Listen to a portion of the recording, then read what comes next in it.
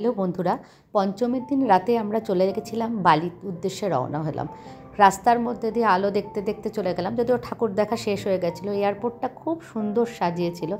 আমরা ঢুকে গেলাম এয়ারপোর্টের ভেতরে। টার্মিনালের দিকে যাওয়ার আগে অপেক্ষা করার জায়গায় একটু ফটো তুলে নিলাম।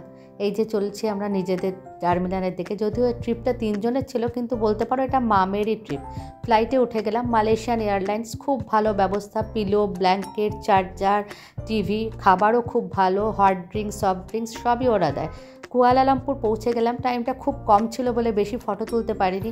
এখানে এই গেটটা দিয়ে ট্রেনে করে আর একটা টার্মিনালে যেতে হয়, তো এইখানে অনেকটা সময় চলে যায়। এই জন্যে কুয়ালালামপুর এয়ারপোর্টে কিছু কেনাকাটা বা কিছু করা সম্ভব না। নেক্সট ফ্লাইট ছিল এইটা।